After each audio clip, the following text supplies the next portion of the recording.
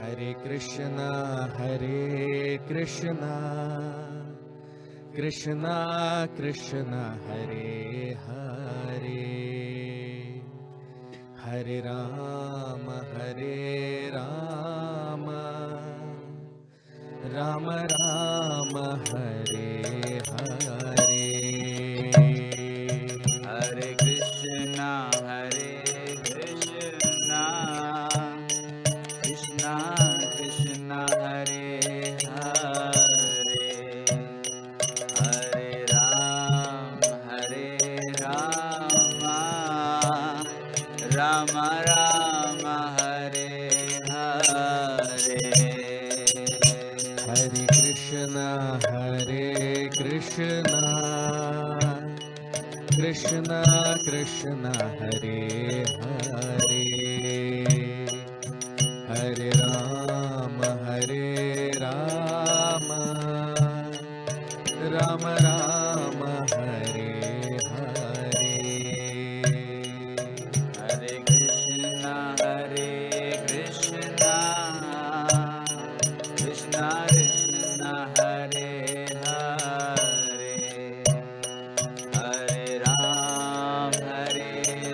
Rama, Rama Rama, Hare Hare. Hare Krishna, Krishna Krishna Hare Hare, Hare Rama, Rama Rama, Hare Hare. Hare Krishna, Krishna Krishna Hare Hare, Hare Rama,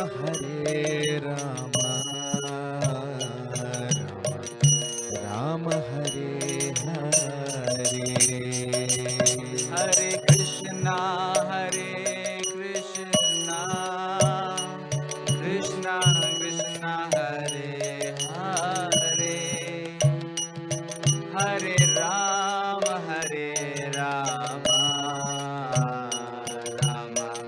Rama Hare Hare. Hare Krishna, Krishna Krishna Hare Hare, Hare Rama, Rama Rama, Hare Hare.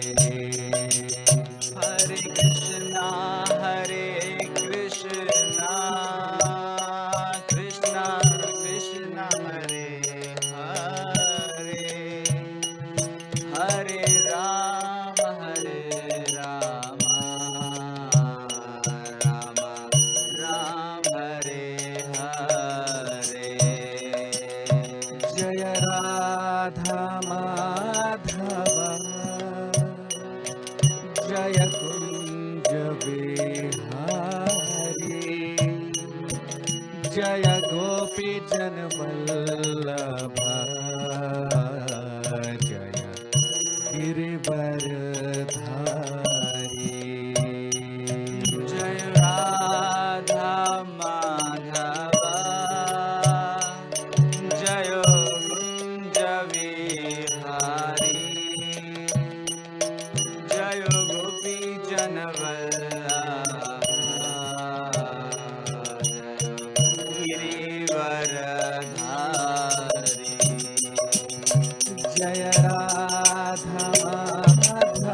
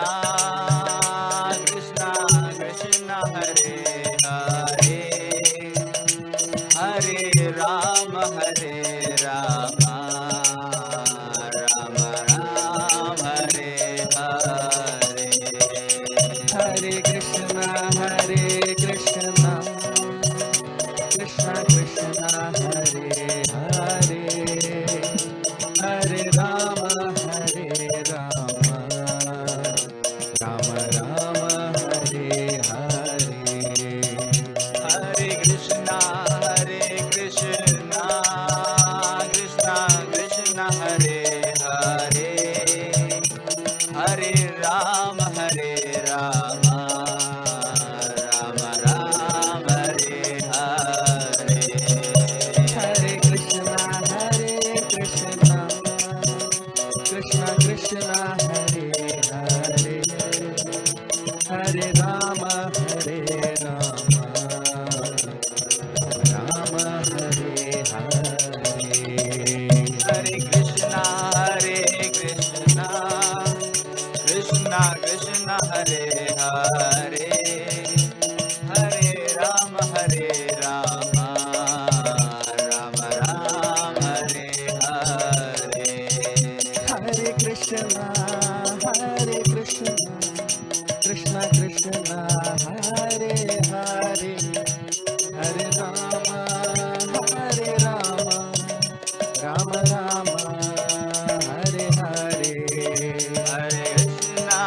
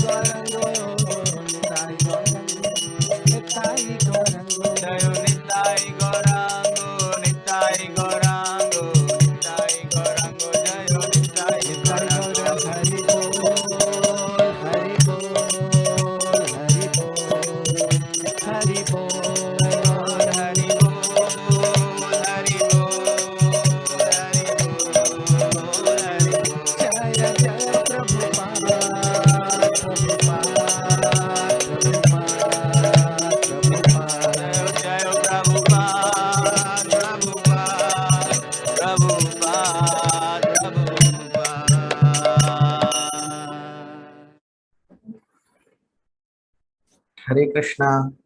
So, a very warm welcome to all of you for today's session on Srimad Bhagavatam.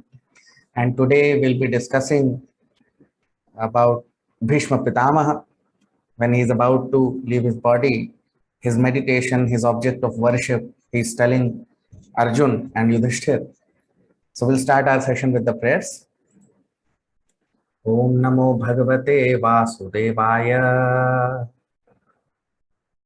Om Namo Bhagavate Vasudevaya. Om Namo Bhagavate Vasudevaya. Narayanam Namaskritya Naram Chaiva Narottamam Devim Saraswatim Vyasam Tato Jayamudiraye Nashtaprayeshva Bhadreshu Nityam Bhagavat Sevaya Bhagavati Uttama Shloke Bhaktir Bhavati Nashtiki. So yesterday we discussed Bhishma Pitama. He's telling Yudhishthir that let that Lord Krishna, we saw yesterday, Tribhuvan Kamanam Tamala Varnam. So Krishna's body, beautiful body, is the color of Krishna's body is like a tamal, bluish color. And Ravikara Gaura, and his body is brilliantly effulgent like the shining sun. And Bhishma Pitama is telling that Tribhuvana Kamanam, that Krishna's body or Krishna's form is desired to be seen by all the great demigods in all the three planetary system in the whole universe. Everyone desires to see the transcendental form of Lord Sri Krishna. His beautiful body, bluish body, with flute in his hand with peacock feathers. And Krishna and Bhishma Pitama is telling that let that form of Krishna be always the object of my meditation. Let that Lord Krishna be in my heart always. So now today we'll start with text 34, shloka number 34. Yudhi turagarajo vidhumra vishvak kacha lulit shamavaryalankritasye mama nishit sharar vibhidyamana tvachi bilasat kavachestu krishnatma Yudhi turagarajo vidhumra vishvak Kacha lulit shramavaryalankritasye Mama nishita sharar vibhidyamana Tvachi bilasat kavachestu krishnatma. Translation. On the battlefield where Sri Krishna attended Arjun out of friendship, the flowing hair of Lord Krishna turned ashen due to the dust raised by the hoofs of the horses. And because of his labor, beads of sweat wetted his face. All these decorations, intensified by the wounds dealt by my sharp arrows, were enjoyed by him. Let my mind thus go unto Sri Krishna. So now you see, Bhishma Pitama is remembering Lord Krishna's Leela. This is how we meditate on Lord Krishna. That's why the Lord appears in this material world. That's why he takes avatar. So that we can all remember the beautiful pastimes of Lord Sri Krishna. Now Bhishma Pitama is doing that. He is remembering the beautiful pastimes of Lord Krishna in the Mahabharata battlefield of Kurukshetra. So what is he saying? Yudhi Turaga. Yudhi Turaga. So Yudhi Turaga means on the battlefield of Kurukshetra, Turaga Rajo, the horses, when they were, in the battlefield, especially during earlier times, the battlefield used to be on horses. So the horses were running here and there, and Rajo and the dust, Raj means dust. Rajo vidhumra vishvak. The because of the dust which was everywhere, Krishna's body became vidhumra vishvak. His body became dusty. Vidhumra means the color of dust. It became dusty because of the dust which was flowing everywhere in the battlefield. Kacha lulit Shramavari Alankritasi. And his hair, so Kacha means the hair of Kacha means hair. So Kacha Lulit. So Krishna's hair was scattered, long hairs. Krishna had long hairs. That's why he's sometimes called as Keshava also. So the long hairs of Krishna were scattered all around. They were scattered. And the Shrama Vari Alankritasya, because of his labor in the battlefield, there was perspiration on his body and it was looking very beautiful. So he is telling Bhishma Pitama that it was Alankritasya. Krishna was decorated. You see, normally if a person is laden with dust and he is perspiring, so he looks ugly. But Krishna, Bhishma Pitama, is looking beautiful in that position. Alankritasya. Alankrit means he was decorated, he was beautified by that. Mama nishita sharair vibhidyamana. And my nishita shara, shara means arrows. The arrows which were coming out of the bow of Bhishma Pitamaha. Vibhidyamana, they were piercing Krishna's body. Tvachi vilasat. Tvachi vilasat. Tvachi means the skin of Krishna. So these arrows of Bhishma Pitama, they were piercing the skin of Lord Krishna. Kavache astu Krishna Atma. So the kavach of Krishna, the armor of Krishna, the arrows of Bhishma Pitama was piercing the armor of Lord Krishna. Astu Krishna Atma. And he's telling, let that form of Krishna,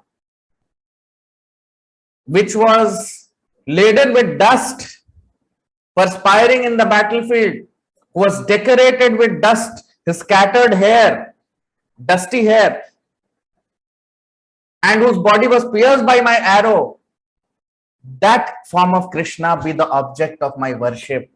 I meditate on that form of Krishna. You see, there are different rasas, there are different mellows in which we can all love Krishna. There are different mellows which devotees enjoy with the Lord. Predominantly, there are 5 rasas, 5 mellows. The first is called Madhurya Rasa, which the gopis used to enjoy, conjugal love with the Lord.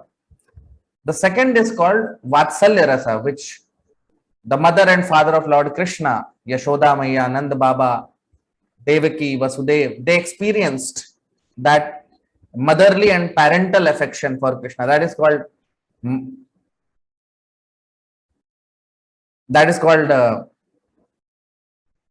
Vatsalya Rasa. And the third is Sakhya Rasa, which is friendship with Krishna. And the fourth is servitorship. So Sakhya Rasa means friendship. So Arjun is the example of friendship with Lord Krishna. Then the fourth is servitorship. So Lord Hanuman is the perfect devotee who is in servitor relationship. And the fifth is Shantarasa, which means appreciation of the Lord. So there are many devotees who are in that relationship. So it's not that some rasa is higher or some rasa is lower. No. For the Lord, every devotee in whatever rasa he is in, that is because of his love for Krishna. But yes, Sakhya rasa, like servitorship, Dasya rasa. So Dasya rasa is where you have to execute the order of Krishna. Like Lord Hanuman, he's a servitor. But as a friend of Krishna, a friendly relationship is more intimate. That is more intimate. Why? Because in that relationship, the devotee, he controls Krishna. Like Arjun, he's telling Krishna, Krishna, take chariot there, take chariot there. This is because of friendship. Krishna is getting controlled. A person who controls all the three planetary systems, a person who controls the whole universe, he is being controlled by his devotee, friend. Even more intimate is Vatsalya Rasa, motherly parental affection. It is even more intimate. Mother Yashoda. So when she is loving Krishna, she is running behind Krishna. She is sometimes beating Krishna with sticks. And Krishna is enjoying that beating with sticks. For Krishna, if you chant Vedic hymns, Krishna may not enjoy, but he is enjoying being beaten by Mother Yashoda with sticks. So that is even more intimate. And the highest level of intimacy of relationship with Krishna is of the gopis of Vrindavan. Conjugal love. Because they cannot stay without Krishna. Wherever they go, they are only seeing Krishna. And Krishna also, even when he was in Dwarka, he was always remembering the gopis of Vrindavan. So, the most intimate relationship. So, Bhishma Pitama is in the relationship of servitorship. But servitorship has many shades. And one of the shades is relationship of chivalry. So he meditates on the form of Krishna, which is in which Lord Krishna is in the battlefield. So although he is in the relationship of servitorship, but his exact relationship with Krishna is of chivalry. Of course, when Krishna has to fight, he'll fight with his devotee only, no. Will Krishna fight with normal people? No. To fight also, Krishna needs his devotees. Right? Ordinary person cannot fight Krishna. So Krishna sends his devotees into this material world, and sometimes when he wants to fight, he fights with them. Same happened with Hiranyaksh. So when Varahadev, Krishna took the incarnation of a boar, of a pig, Varaha, when Mother Earth was submerged in Garbhodak ocean. So in the universe, there is an ocean of Garbhodak ocean. Garbhodakshai Vishnu, he resides in that Garbhodak ocean. So Earth was submerged in the nether regions of the universe. So Varahadev, and who did that? So that was done by Hiranyaksh, a great demon. But who is Hiranyaksh? Actually, he is one of the associate of Lord Krishna, and he was sent by Lord Krishna in this material world. Of course, he was cursed by the four Kumaras because the Jai Vijay are two gatekeepers. It's a long story. Basically, you should know that Hiranyaksh in the spiritual world is a devotee of the Lord. And the Lord fought Hiranyaksh. Sometimes Hiranyaksh is punching the Lord, and sometimes the Lord is punching Hiranyaksh, So that is described in the Bhagavatam. We will see that in the 4th canto. So all that is happening. So Krishna, his devotees only can fight with Krishna. Ordinary people cannot fight with Krishna. So here Bhishma Pitama is remembering that pastime of Lord Krishna. So he is saying that my Shirasa, my arrows were piercing the body of Lord Krishna. Like Mother Yashoda, she is beating Lord Krishna with sticks, and Krishna is enjoying that beating. Similarly, Bhishma Pitama, because his relationship with the Lord is of chivalry, so Bhishma Pitama is shooting arrows at Krishna, and Krishna is enjoying that because his pure devotee is doing that.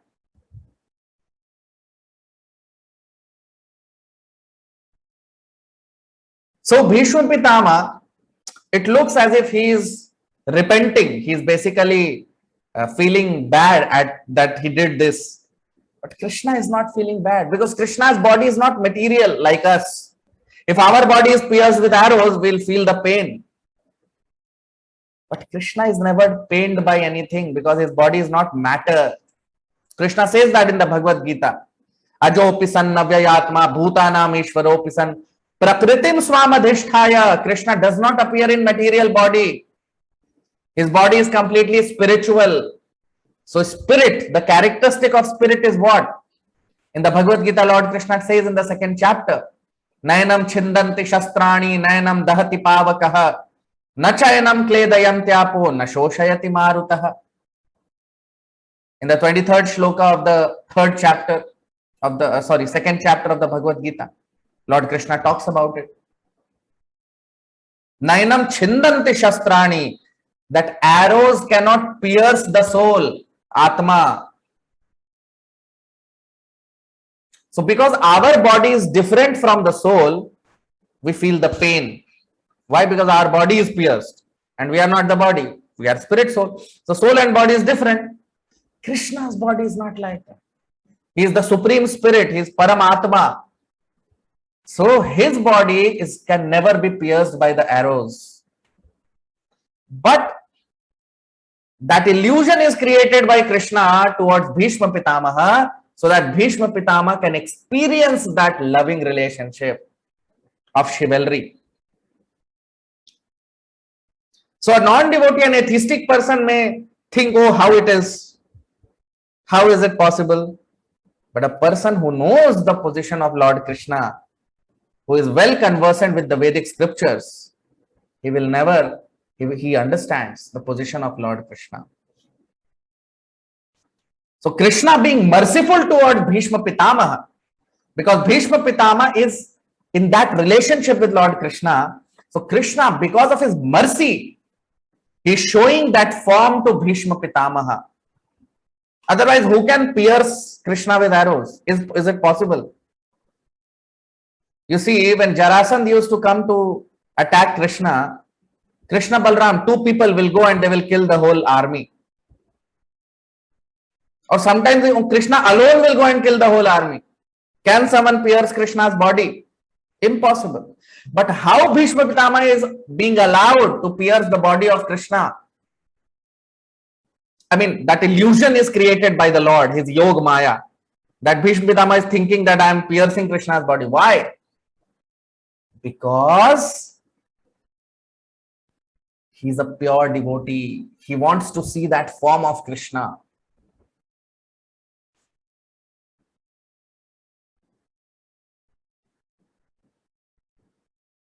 Like a small child, like a small baby. You know, when he is angry at his father, he will kick his father. I have seen, small babies, they sometimes become angry at their mother and father, they will kick mother and father. Will mother and father feel bad? Sometimes they are hurt also.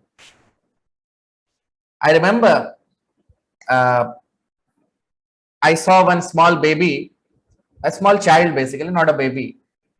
So I saw he somehow moved his head and it struck his mother. But mother didn't feel bad. Why? Because he's loving child. Right? So similarly, Bhishma Pitama is loving devotee of Lord Krishna.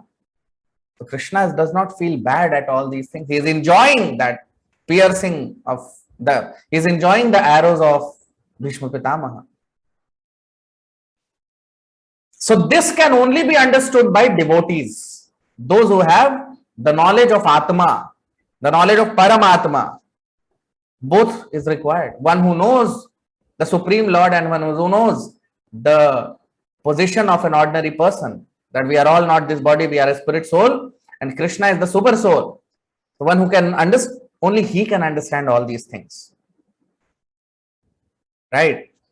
So the Lord is enjoying the piercing of arrows by Bhishma Pitamaha, like Lord is enjoying the beating by Mother Yashoda, like the Lord enjoys the order of Arjun, when Arjun is ordering Krishna to go here and there as chariot driver. So Krishna sometimes gives his devotees a position greater than himself. It's not that devotee becomes great. Krishna gives that position sometimes. And that's what we are seeing here.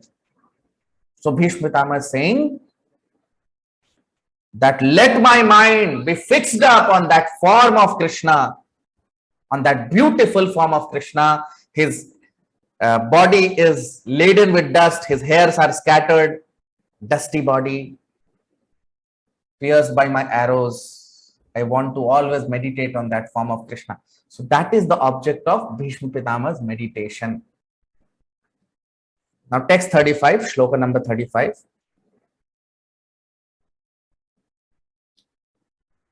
सपदि सखि वचो निशम्य मध्ये निज परयोर बलयोरथम निवेश्य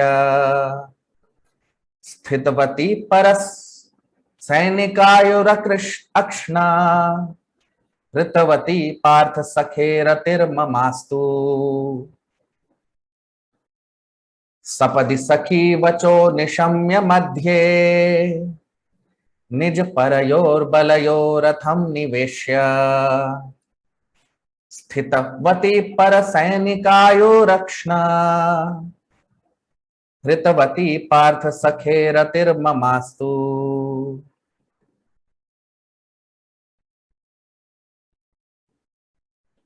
Translation. In obedience to the command of his friend, Lord Shri Krishna entered the arena of the battlefield of Kurukshetra between the soldiers of Arjun and Duryodhan, and while there, he shortened the lifespans of the opposite party by his merciful glance. This was done simply by his looking at the enemy. Let my mind be fixed upon that Krishna. You see? So what is Bhishma Deva saying? So he's saying, Sapadi Sakhi Vacho Nishamya Madhye. Sakhi Vacho. Who is Sakhi of Krishna? Sakha means friend. So, Sapadi Sakhi Vacho. So his Sakha Arjun, Sapadi on the battlefield, Sapadi means the battlefield. Nishamya Madhye. So Arjun, he is commanding, he is basically telling Lord Krishna where to go, where to take the chariot. Nija parayor balayor ratham niveshya. So Krishna, he nija parayor. So the opposite para means the opposite party. So Krishna took the chariot between both the armies. Sthitavati para sainikayur akshna. Sthitavati, so being present there in the battlefield of Kurukshetra, para sainik means the opposite sainik or the opposite army. Ayur akshna, Krishna reduced their life. Their duration of life was reduced by Krishna. Hritavati Partha Sakhe Ratir Mamastu. Hritavati, Hrit means this special act of destruction by Krishna of the opposite army. Partha Sakhe, who is the Sakha, who is the friend of Parth, who is the friend of Arjun. Ratir Mamastu. Let my attraction be towards that form of Krishna, who is the friend of Arjun and who reduced the life of everyone in the battlefield of Kurukshetra. You see?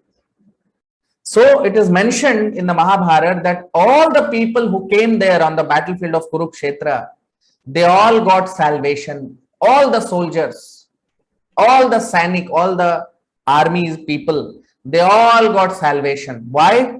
Because Krishna was present on the battlefield and everyone died seeing Krishna. So now ordinarily if these people have died at home, they would not have got liberation. But because they died in front of Krishna, they all got liberation. They all were liberated. So Krishna, he is called as the order carrier of Arjun. Sakhi Vacho. Actually, we are order carriers of Lord Krishna. But Krishna gives his devotees a position where they become order carriers. So Sakhi Vacho. So it's not that Krishna is against the opposite party. No. Krishna's love and Krishna's hate is non-different. It's because Krishna never hates anyone or loves anyone. He is not a partial person, right? So absolute means his love and his hate are both same. Both are absolute. So he can do no wrong. The Lord can do no wrong. He can never do anything which is wrong. So Lord Krishna, because he is present in the battlefield of Kurukshetra and he is become the chariot driver of Arjun, and because everyone who has come in the battlefield of Kurukshetra is a plan of the Lord, they are all somehow or other engaged in the plan of Krishna. Although they are dying in the opposite party or in the same party of the Pandavas, still because they have all come there with the plan of the Lord, that is why everyone who died in the battlefield of Kurukshetra were all liberated. They all got salvation.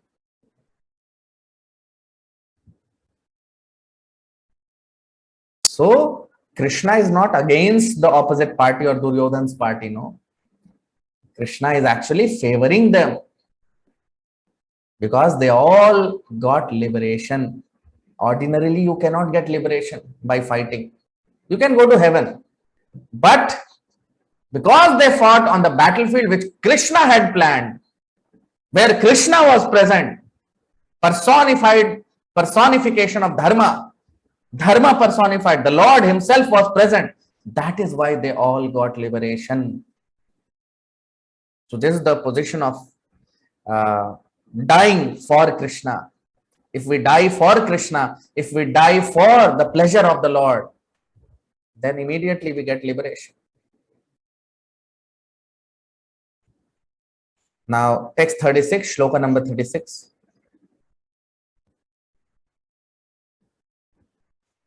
Vyavahit pritanamukham nirikshya swajan vadhad vimukhasya dosha buddhya kumatim aharad atmavidyaya yash charana ratih paramasya tasya mestu.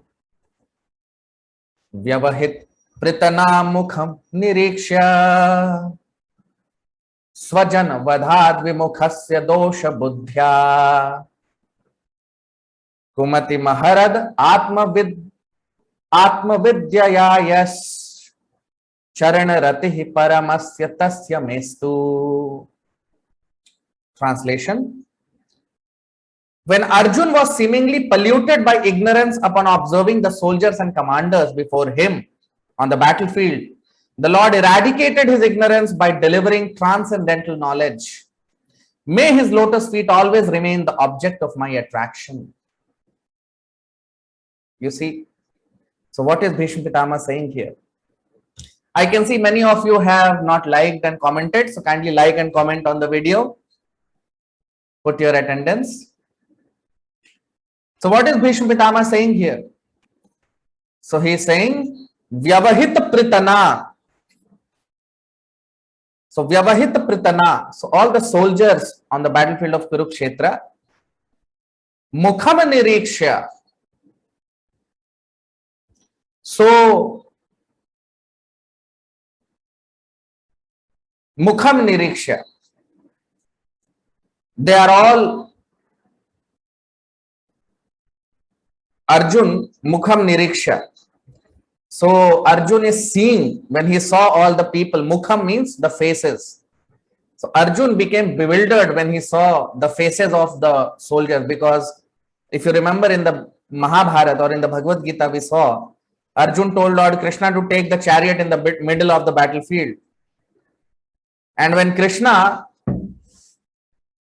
he took the chariot in the middle of the battlefield of Kurukshetra, Arjun saw the faces of all the people present whom he has to fight. And Swajana vadhad vimukhasya dosha buddhya.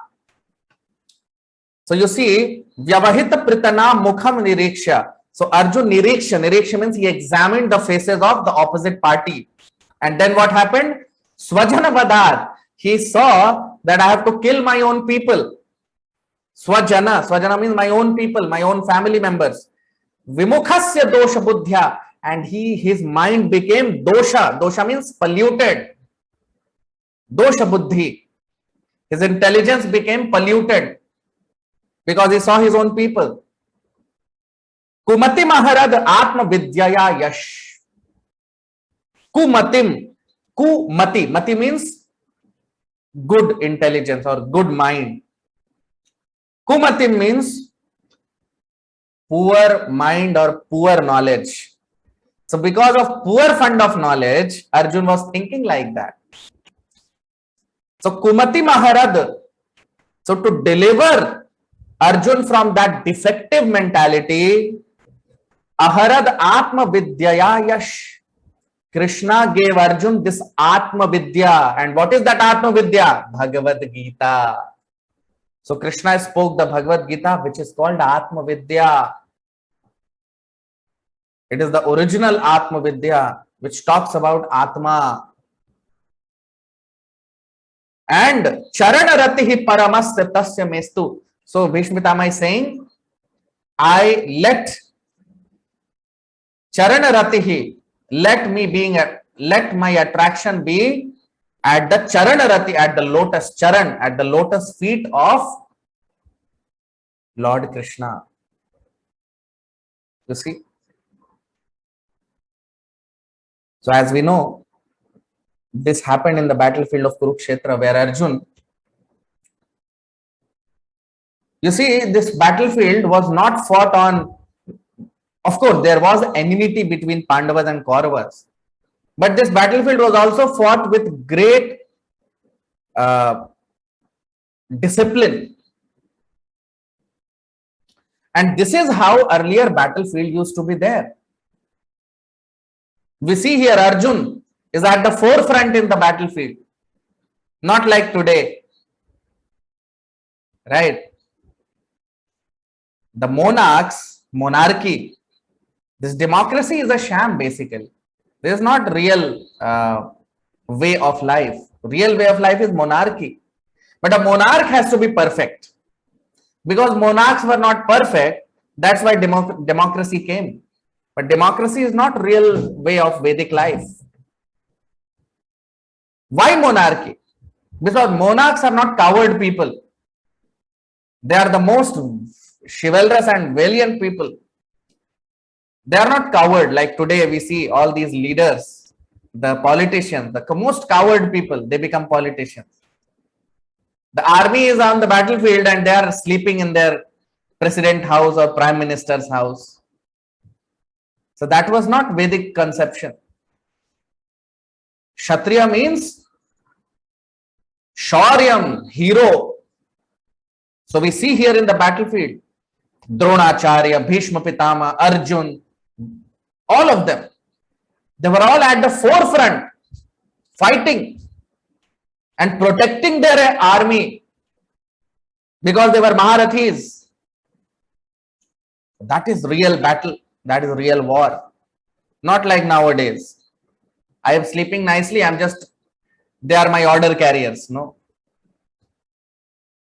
So Arjun, when he saw his own people, he became polluted. His mind became polluted. Why? Because he came in bodily conception. Of course, Arjun can never be polluted. Why? Because he is a devotee of the Lord. But this pollution is also given by the Lord. This, because Lord is present as Paramatma. So he infected Arjun with this pollution so that Bhagavad Gita can be spoken.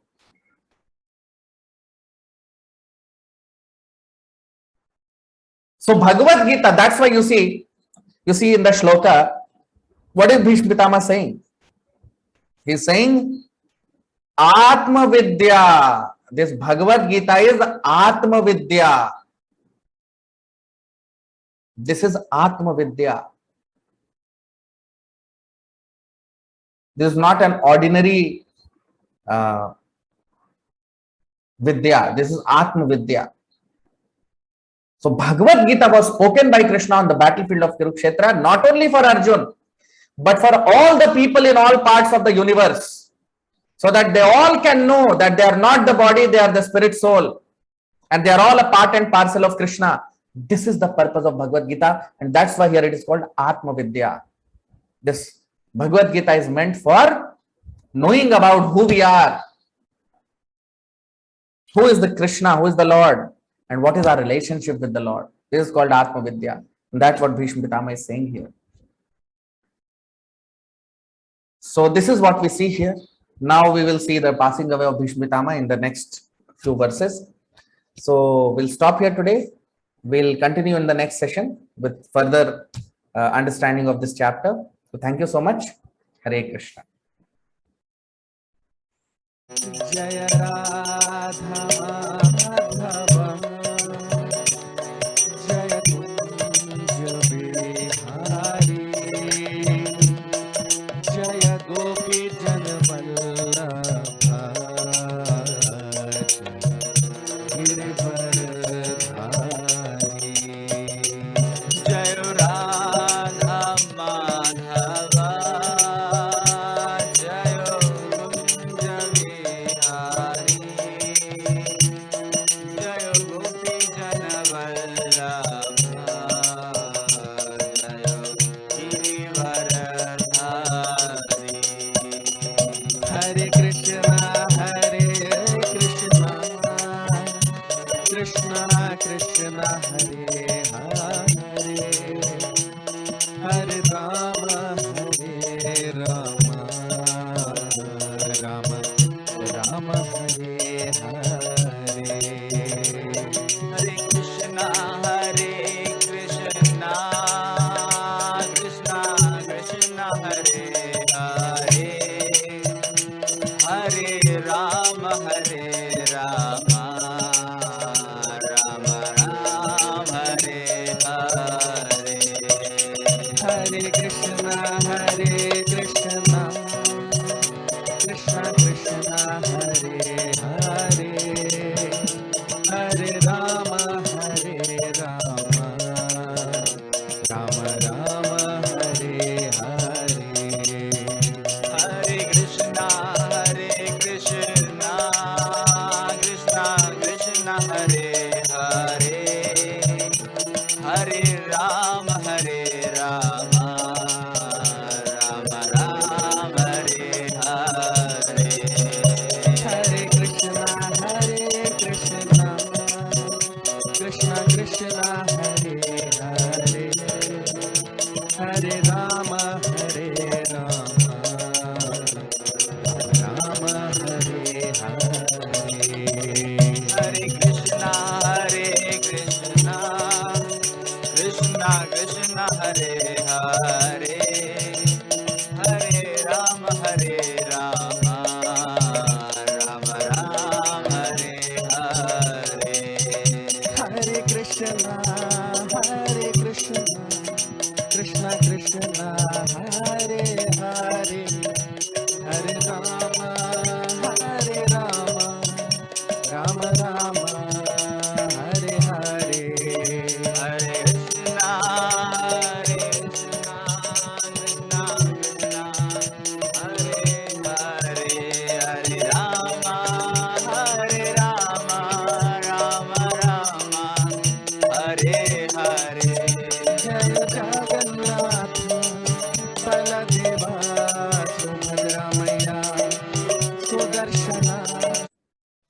हरे कृष्णा।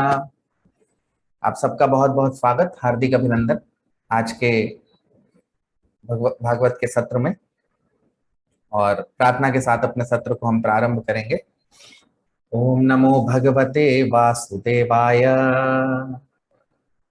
ओम नमो भगवते वासुदेवाय। ओम नमो भगवते वासुदेवाय। नारायणं नमस्कृत्य नरं चैव नरोत्तमं देवीं सरस्वतीं व्यासं ततो जयमुदीरयेत्। नष्टप्रायेषु भद्रेषु नित्यं भागवत सेवया भगवत्युत्तमश्लोके भक्तिर्भवति नैष्ठिकी।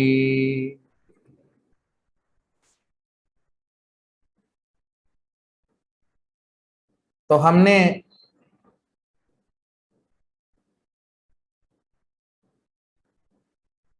कल देखा था भागवत पुराण में भीष्म पितामह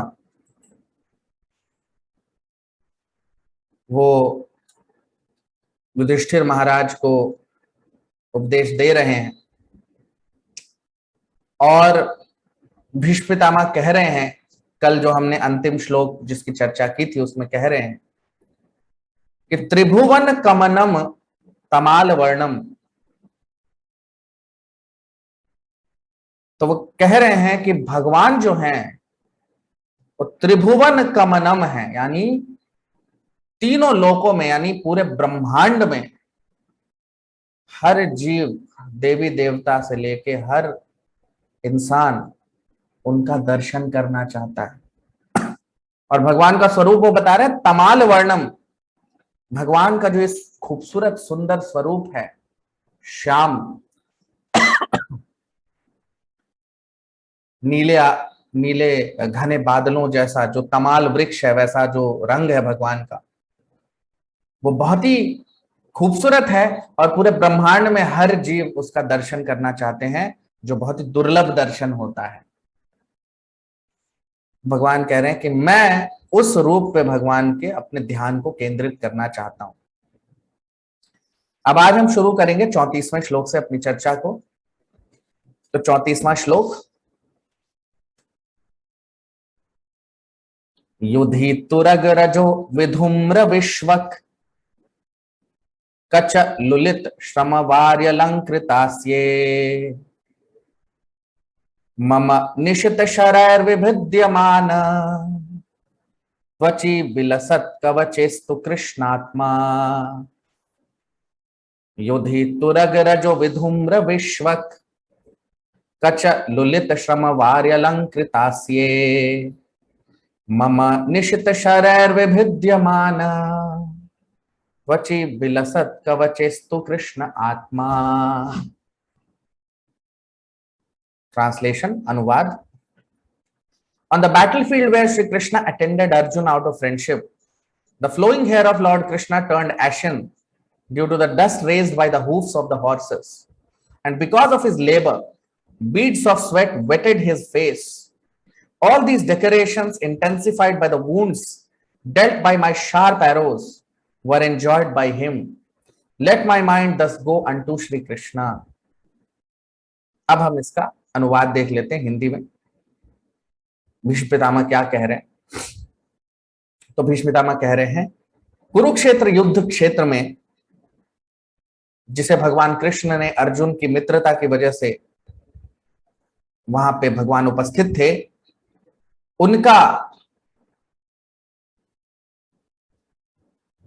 उनके लहराते हुए केश धूल से सने हुए, क्योंकि वो धूल घोड़ों के चलने की वजह से जो धूल उपस्थित था उससे भगवान के केश लहराते हुए धूमिल हो गए थे और उनका चेहरा पसीने से सुसज्जित था।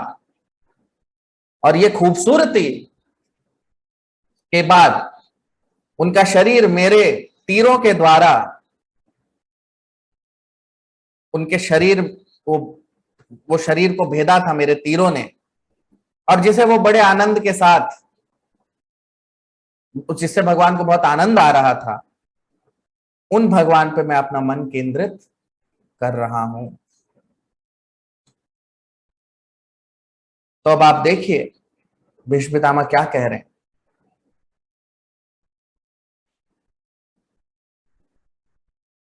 भगवान की जो जो हम भगवान से हमारा रिश्ता है, भगवान के साथ जो भक्त होते हैं भगवान के, वो मुख्यतः 5 रस भगवान के साथ भक्त जो हैं वो अनुभव करते हैं, क्योंकि भगवान को रस विग्रह कहा गया है। तो भगवान के साथ 5 रस जो भक्त है वो अनुभव करते हैं। कौन कौन से?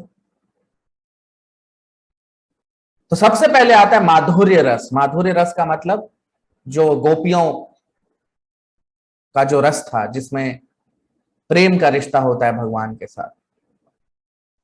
उसके बाद आता है वात्सल्य रस, जो यशोदा मैया, नंद बाबा, देवकी, वसुदेव, ये वात्सल्य रस में, ये भगवान के माता पिता की तरह भगवान को वो देखते थे। भगवान उनके पुत्र के रूप में उपस्थित थे। फिर उसके बाद साख्य रस, यानी सखा, मित्रता। तो जैसे अर्जुन है उसका उदाहरण है। फिर उसके बाद आता है दास्य रस। दास्य मतलब दास भाव, भगवान का नौकर या दास की तरह, कि भगवान हमारे स्वामी हैं, हम उनके दास हैं। तो ये इसकी पराकाष्ठा है हनुमान, हमारे भक्त हनुमान। और उसके उसके बाद आता है शांत रस। शांत रस मतलब भगवान का गुणगान करना। तो अब इसमें रस भले ही अलग अलग हैं, लेकिन ऐसा नहीं है कोई रस ज्यादा अच्छा है कोई रस बुरा, नहीं। जो भक्त जिस रस में भगवान के साथ उपस्थित है वो रस वैसा है। लेकिन इसमें जो घनिष्ठता है रसों की वो अलग अलग होती है। जैसे जो शांत रस है उसमें भगवान को हम गुणगान करते हैं, भगवान की कृपा मिलती। फिर दास्य रस में हम भगवान के बताए हुए मार्ग पे भगवान की सेवा करते हैं। जैसे हनुमान जी हैं, जैसा भगवान कहेंगे, भगवान राम कहेंगे वैसा मैं करूंगा, ऐसा वो कहते हैं। घनिष्ठता इसमें अधिक है शांत रस से। इससे भी घनिष्ठ जो रस है वो है मित्रता का, यानी साख्य रस। और भी घनिष्ठ हो जाता है। क्यों? क्योंकि इसमें जो भक्त हैं वो भगवान को अपने वश में करने लगते हैं। अर्जुन कह रहा है भगवान इधर लेके चलो रथ को, कृष्णा उधर लेके चलो, तो वो भगवान को कंट्रोल करने लगते हैं।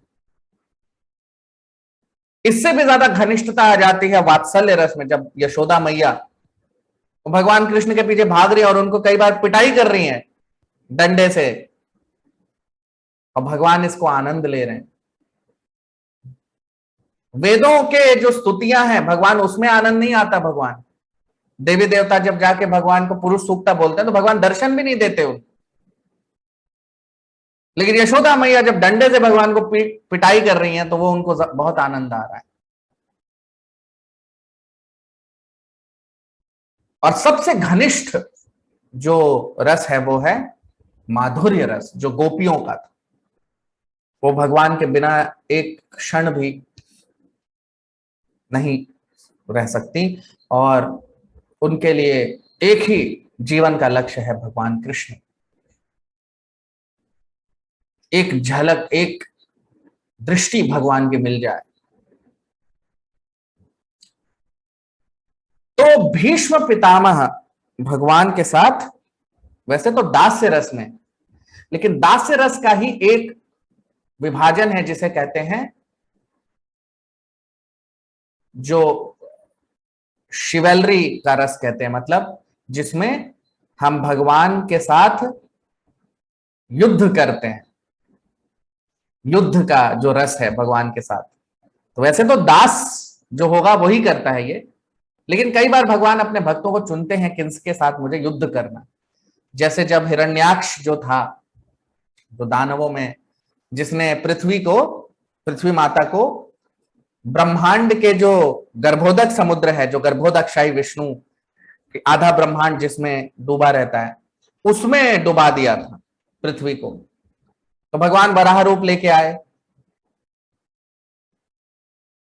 और उन्होंने पृथ्वी को निकाला वहां से। तो हिरण्याक्ष वैसे वास्तविक रूप में कौन था? वो भगवान के धाम में जय विजय, दो द्वारपाल हैं उनमें से एक था, जिसे श्राप दिया था 4 कुमारों ने। तो ये पूरी कहानी है, हम आगे पढ़ेंगे 14 स्कंद में। लेकिन इसमें जो तो जय विजय के साथ भगवान ने युद्ध किया। तो उसमें आप देखेंगे जब हम पढ़ेंगे तो जो हिरण्याक्ष है वो कई बार भगवान को वो घूंसा मार रहा है, फिर भगवान उसको घूंसा मार रहे हैं, ऐसे थोड़ी देर चला, फिर भगवान ने उसको मार दिया। तो ये युद्ध करने की जो भावना है वो भगवान अपने भक्तों के साथ कई बार युद्ध करते हैं। युद्ध करना है किसके साथ करेंगे? साधारण लोग तो युद्ध भी नहीं कर सकते ना भगवान के साथ, अपने भक्तों के साथ कई बार करते हैं। ऐसे ही भगवान कृष्ण ने जामवंत जी के साथ भी युद्ध किया था। तो युद्ध करने के लिए भगवान अपने भक्तों को चुनते हैं। तो वैसे ही भीष्म पितामह, वो युद्ध वाला वो रस उनको है, युद्ध भगवान के साथ, और वो उसी रूप पे भगवान के अपना ध्यान केंद्रित कर रहे हैं जो हम इस श्लोक में देख रहे हैं। तो ऐसा प्रतीत हो रहा है जैसे भीष्म पितामह अपने जो उन्होंने जो किया, जो उनकी कृति थी कि वो भगवान पे बाण से प्रहार कर रहे हैं, अपने धनुष बाण से। और जब भीष्म पितामह, ऐसा लग रहा है, ऐसा प्रतीत हो रहा है यहां पे कि वो उस पर शोक कर रहे हैं कि मैंने ऐसा क्यों किया। लेकिन क्या भगवान का शरीर बाण के द्वारा भेदन किया जा सकता है? नहीं हो सकता ना। अब आप देखिए भगवत गीता में हमने दूसरे अध्याय के 23वें श्लोक जो है उसमें क्या बता रहे हैं भगवान अर्जुन को, कि आत्मा का क्या स्वरूप है, कि नयनम छिंदन्ति शस्त्राणि नयनम दहति पावकः न चैनम क्लेदयन्त्यापो न शोषयति मारुतः। नयनम छिंदन्ति शस्त्राणि, कि आत्मा को शस्त्र भेद नहीं सकते, अग्नि जला नहीं सकते। तो जब आत्मा को शस्त्र नहीं भेद सकते तो भगवान तो परमात्मा है, और भगवान का शरीर कोई भौतिक शरीर नहीं है, उसमें कोई भौतिकता नहीं है। जैसे हमारा शरीर भौतिक है, हमारा शरीर और आत्मा दोनों अलग हैं, इसलिए हमारे शरीर को जो बाण है वो छेद सकते हैं, भेद सकते हैं। लेकिन भगवान का शरीर भौतिक नहीं है। जो भगवान भगवत गीता में 4थे अध्याय में बता रहे हैं, यजोपि सन् अव्ययात्मा भूतानाम ईश्वरोपि सन् प्रकृतिम स्वाम अधिष्ठाय संभवामि आत्म मायया, कि मेरा शरीर और मेरी आत्मा में कोई अंतर नहीं है, जबकि हमारे शरीर और आत्मा में अंतर है। तो भगवान जब भीष्म पितामह उनको बाण से जब उनपे प्रहार कर रहे हैं, तो वो बाण जो है वो भगवान के शरीर को भेद रहा, ऐसा प्रतीत हो रहा है। यही तो योग माया है भगवान की। भगवान के शरीर को कौन भेद सकता है? लेकिन क्योंकि भीष्म पितामह उस रूप का दर्शन करना चाहते थे, तो भगवान ने ऐसी माया बनाई कि उन्हें ऐसा लग रहा है कि भगवान के शरीर को तीर उनका भेद रहा है, उनका बाण भेद रहा है, ऐसा प्रतीत हो रहा है भीष्म पितामह को। तो यह भगवान की कृपा से भीष्म पितामह को इस रूप के दर्शन हो रहे हैं भगवान के।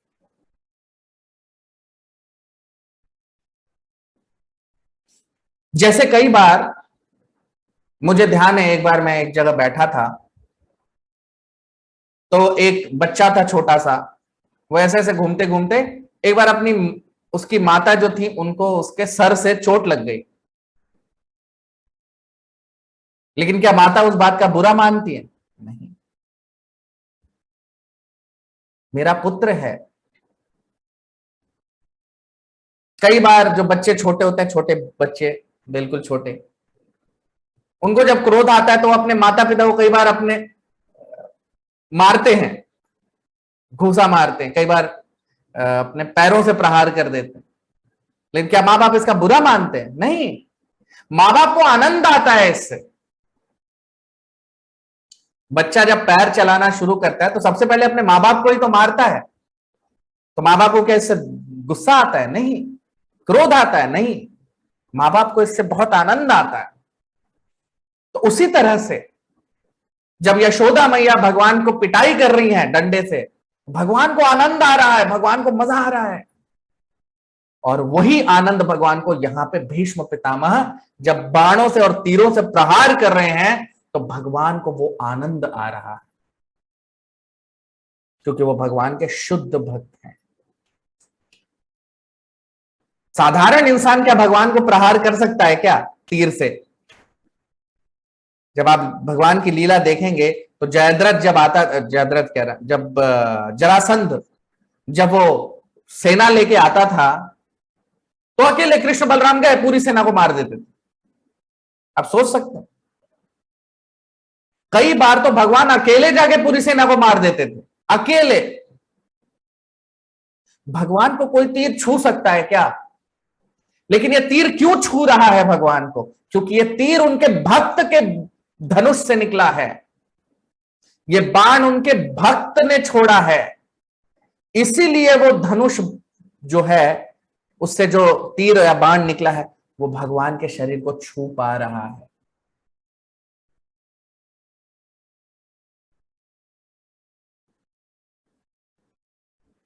तो जिस तरह मां अपने पुत्र के द्वारा कई बार प्रहार को भी आनंद लेती है, जिस तरह पिता अपने पुत्र के, कई बार छोटे छोटे बच्चे जो होते हैं पिता को जब प्रहार करते हैं तो पिता को आनंद आता है, वैसे ही भगवान को भी अपने शुद्ध भक्तों जिनका वो रिश्ता है, वो रस है भगवान के साथ, वो आनंद लेते हैं भगवान।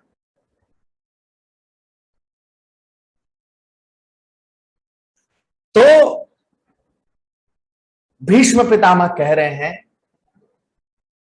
कि मैं भगवान कृष्ण के उस दिव्य स्वरूप पे, जिसमें भगवान के जो केश हैं वो लहरा रहे हैं, उनका शरीर धूल से सना हुआ है,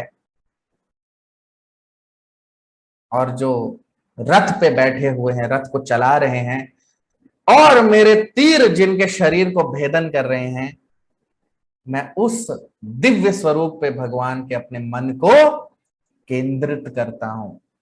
तो भीष्म पितामह भगवान का वो स्वरूप देखना चाहते थे, इसीलिए वो, और चूंकि भीष्म पितामह वो स्वरूप भगवान का दर्शन करना चाहते थे, भगवान ने ये पूरा ये माया रची जिसकी वजह से भीष्म पितामह उस रूप का दर्शन कर पाए। तो भीष्म पितामह कह रहे हैं कि मैं उस रूप पे, भगवान कृष्ण के उस स्वरूप पे अपना ध्यान केंद्रित करता हूं। तो भगवान भीष्म पितामह के तीर से आनंद आ रहा है, और भीष्म पितामह उस स्वरूप का दर्शन करके आनंदित हो रहे हैं। अब 35वां श्लोक।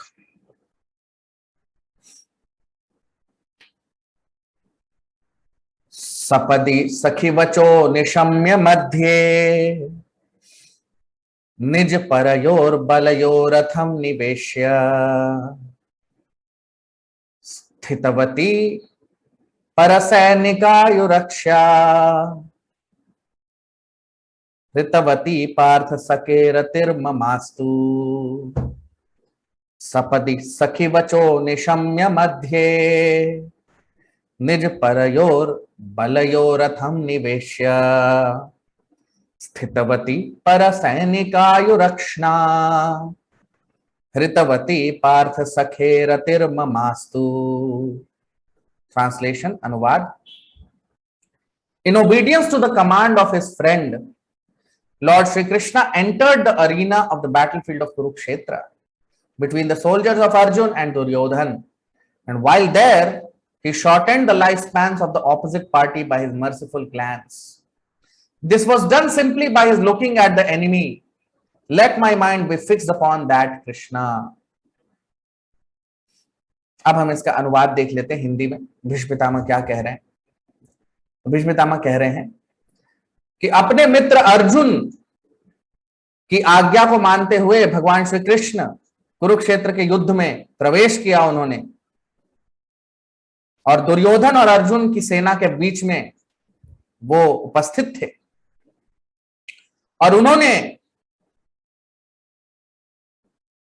जो दूसरी सेना थी उसकी आयु को कम कर दिया, उनकी आयु को घटा दिया अपने दिव्य दृष्टि से, और सिर्फ उनकी दृष्टि से शत्रु की आयु कम हो गई।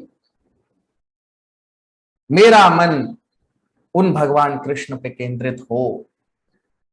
अब ये भीष्म पितामह कह रहे हैं।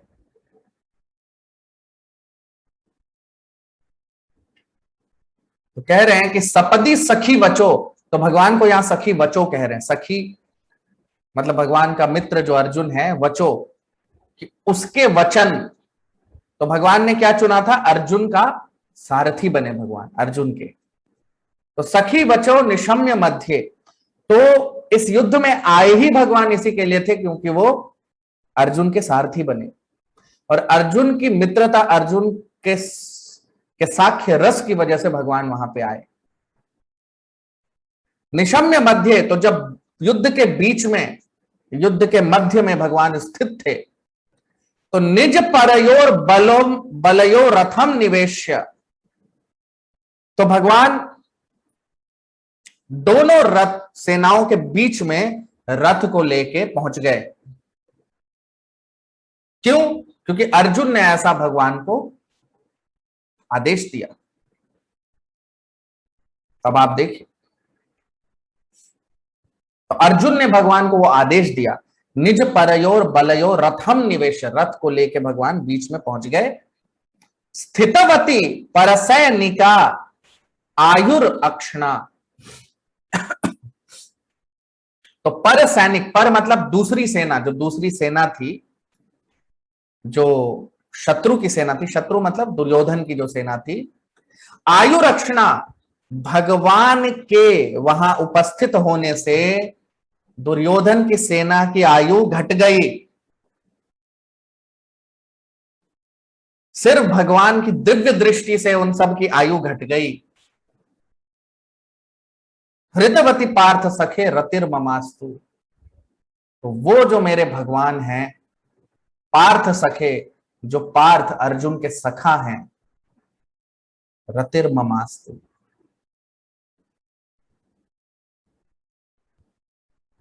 मैं उनका रतिर्ममास्तु, मेरा मन उन पे आकर्षित हो, केंद्रित हो, उन कृष्णा पे, उन भगवान पे जो अर्जुन के सखा के रूप में युद्ध में उपस्थित है। तो भगवान किसी के आदेश पे नहीं चलते, लेकिन कई बार भगवान अपने भक्तों को अपने से भी ऊंचा स्थान दे देते हैं, भगवान देते हैं। और अर्जुन को भी वही किया है, भगवान ने अपने से ऊंचा स्थान दे दिया कि अर्जुन भगवान को आदेश दे रहा है। जैसे एक पिता आप कई बार अपने छोटे पुत्र को के आदेशों का पालन करते हैं, वैसे ही भगवान अपने भक्त के आदेशों का पालन कर रहे हैं। और यहां पे भीष्म पितामह कह रहे हैं कि भगवान ने जब उस युद्ध में उपस्थित थे, तो भगवान की कृपा से उस सेना की आयु घट गई, कम हो गई। किसकी सेना? दुर्योधन की सेना। अब क्या भगवान दुर्योधन के विपक्ष में या पक्षपात कर रहे हैं अर्जुन का? नहीं, भगवान के लिए सभी बराबर हैं। तो ये जो सेना थी, जो सेना के लोग थे, अगर इन्हें साधारण मृत्यु मिलती तो क्या इन्हें मोक्ष मिलता? नहीं। लेकिन महाभारत में बताया गया कि भगवान कृष्ण, चूंकि वो उस युद्ध क्षेत्र में उपस्थित थे, इसलिए जितने भी योद्धा उसमें उनकी मृत्यु हुई, उन सब को मुक्ति मिल गई, मोक्ष मिल गया। क्यों? क्योंकि वहां पे भगवान उपस्थित थे और सबकी मृत्यु भगवान की इच्छा से हुई और सबकी मृत्यु भगवान का दर्शन करते हुए हुई। तो ये जो युद्ध था, ये भगवान का पूरा, उनकी भगवान की रचना थी। ये युद्ध क्षेत्र जो महाभारत का था, वो भगवान ने तय किया था, भगवान की इच्छा से हुआ। तो कहीं ना कहीं जितने भी योद्धा उस युद्ध क्षेत्र में आए, वो कहीं ना कहीं भगवान के ही संरचना के अनुसार आए थे। तो वो सब भगवान की इच्छा के अनुसार काम किया उन्होंने, और इसीलिए सबको मोक्ष की प्राप्ति हो गई।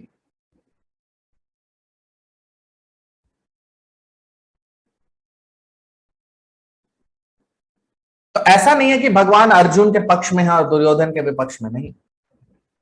भगवान का कोई पक्षपात नहीं, ये भगवान की कृपा है।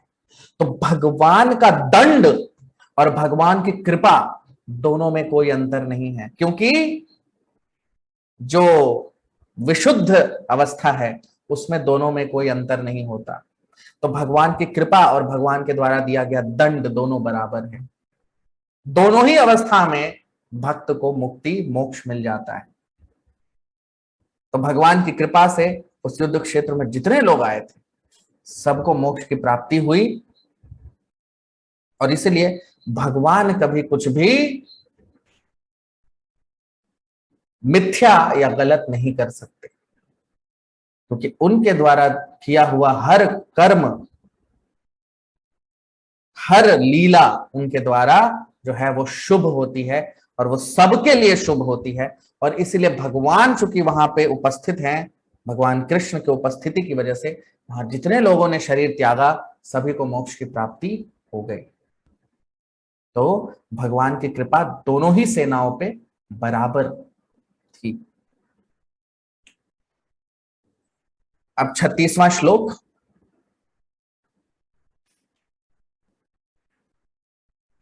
व्यवहित प्रतान मुखम निरीक्ष्य स्वजन वधाद विमुखस्य दोष बुद्ध्या कुमतिम अहरद आत्मविद्यया यश चरण रति परमस्य तस्य मेस्तु। व्यवहित प्रतना मुखम निरीक्ष्य स्वजन वधाद विमुखस्य दोष बुद्ध्या कुमतिम अहरद आत्म विद्यया यश चरण रति परमस्य तस्य मेस्तु। ट्रांसलेशन, अनुवाद। When Arjun was seemingly polluted by ignorance upon observing the soldiers and commanders before him on the battlefield, the Lord eradicated his ignorance by delivering transcendental knowledge. May his lotus feet always remain the object of my attraction. अब हम इसका अनुवाद देख लेते हैं, भीष्म पितामह क्या कह रहे हैं हिंदी में। तो वो कह रहे हैं, जब अर्जुन, जब उसकी बुद्धि दूषित हो गई अज्ञान की वजह से, जब उसने दूसरी सेना के लोगों को देखा युद्ध क्षेत्र में, तो भगवान ने उसकी अज्ञान का नाश किया, आत्मविद्या भगवत गीता का ज्ञान देके। उन भगवान का चरण कमल मेरा आकर्षण हो, ये भीष्म पितामह कह रहे हैं। तो व्यवहित प्रतना, प्रतना मतलब उनके चेहरे का दर्शन, उनके मुख का दर्शन करना। किसके मुख का? तो प्रतना मुखम निरीक्ष्य, तो अर्जुन ने जब दुर्योधन की सेना के मुख का निरीक्षण किया, अगर आप सबको ध्यान हो भगवत गीता में पहले अध्याय में अर्जुन कह रहा है कि भगवान रथ को बीच में लेके चलिए, मैं निरीक्षण करना चाहता हूं, मैं देखना चाहता हूं कि कौन कौन दुर्योधन के साथ लड़ने आया है, मुझसे युद्ध करने आया है। तो व्यवहित, तो वहां पे जब स्थित होके अर्जुन ने उनके मुखों का निरीक्षण किया, तब क्या हुआ? स्वजन वधाद विमुखस्य दोष बुद्ध्या। तो जब उसे यह लगा, जब उसे ये अनुभव हुआ कि मुझे अपने ही लोगों का वध करना है, अपने ही लोगों को मारना है, विमुखस्य, तो वो युद्ध से विमुख होने लगा, क्योंकि उसके दोष बुद्धि, उसकी बुद्धि में दोष आ गया, उसकी बुद्धि में प्रदूषण आ गया। अर्जुन की बुद्धि फिर गई। कुमति महरद आत्मविद्या यश। और ये जो कुमति, उसकी जो बुद्धि कम ज्ञान यानी अविद्या की वजह से जो उसकी बुद्धि फिर गई थी, उसकी मति फिर गई थी, अहरद आत्मविद्या यश, भगवान ने उसको आत्मविद्या दिया, भगवत गीता का ज्ञान दिया, उसकी बुद्धि वापस से सही करने के लिए। भीष्म पितामह कह रहे हैं, चरण रति ही परमस्य तस्य मेस्तु। उस भगवान के चरण की रति, उस भगवान के चरण पे मेरा ध्यान केंद्रित हो, मेरा आकर्षण उस चरण कमल से हो। तो अब आप देखिए, जैसा हम सब जानते, तो पहले का युद्ध ऐसे नहीं होता था। ये जो युद्ध हुआ महाभारत का, इसमें दोनों सेना आपस में वैसे तो शत्रु की तरह लड़े, लेकिन ये बहुत ही सारे धर्म के अनुसार ये युद्ध हुआ।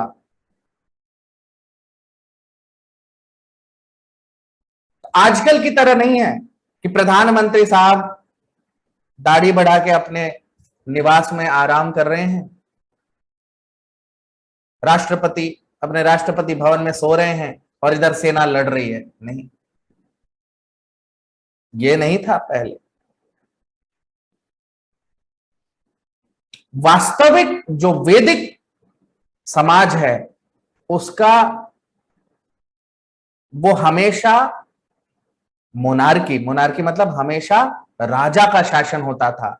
ये जो प्रजातंत्र है वो हमेशा जब अच्छा राजा होगा तभी हो सकता है। ये जो हम डेमोक्रेसी की बात करते हैं, ये जो भारत में या और देशों में है, ये बिल्कुल कलयुग, ये कलयुग की प्रवृत्ति की वजह से है। इसमें जो प्रधानमंत्री और राष्ट्रपति होते, कायर लोग, कायर होते हैं, आराम से अपने वहां बैठे हुए हैं और सेना इधर लड़ रही है। पहले ऐसा नहीं था। आप देखिए, अर्जुन सबसे आगे खड़ा है अपनी सेना के रक्षण के लिए। ये वास्तविक क्षत्रिय होते, सिर्फ अर्जुन नहीं, भीष्म पितामह, द्रोणाचार्य, दुर्योधन, भीम, नकुल, सहदेव, युधिष्ठिर, सभी सबसे आगे खड़े हैं। तो राजतंत्र में ये होता है, लेकिन राजा अच्छा होना चाहिए। क्योंकि राजाओं का पतन हो गया, इसीलिए डेमोक्रेसी आ गई।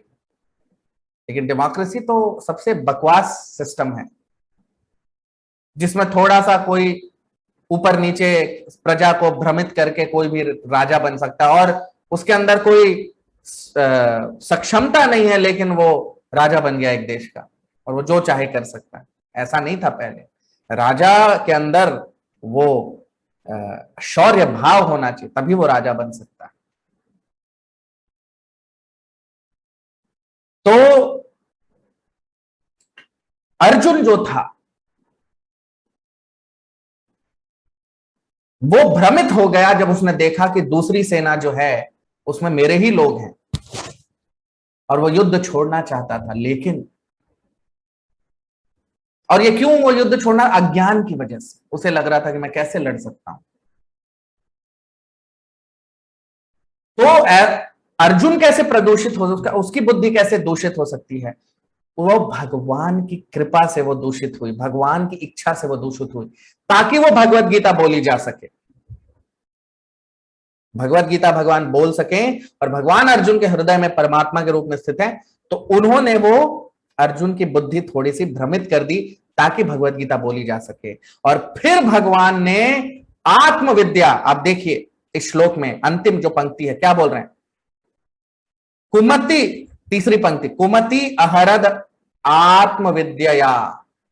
तो भगवान ने अर्जुन की बुद्धि को सही करने के लिए आत्मविद्या बोली, आत्मा का ज्ञान कि हम कौन हैं, हम जीवात्मा हैं, और भगवान कौन है, हम उनके अंश हैं, और हमारा भगवान से क्या रिश्ता है, हम सब भगवान के दास हैं, हमारा भगवान की सेवा करना हमारे जीवन का लक्ष्य है। तो ये सारा ज्ञान भगवत गीता का भगवान ने अर्जुन को दिया ताकि हम समझ सके हम कौन है, हमारा भगवान से क्या रिश्ता है। यही है भगवत गीता का ज्ञान।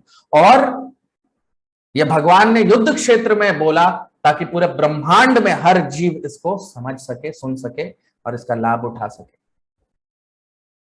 तो इस वजह से भगवान ने ये भगवत गीता बोली। तो आप में से जिन लोगों ने भी वीडियो को लाइक नहीं किया है, कमेंट नहीं किया, चलिए फटाफट अटेंडेंस लगा के लाइक और कमेंट कर दीजिए। आज हम यही अपने सत्र को विराम देंगे। अगले सत्र में हम इसके आगे अब देखेंगे कि कैसे भीष्म पितामह अपना शरीर त्यागते हैं। तो आज यही अपने सत्र को विराम देंगे। हरे कृष्ण।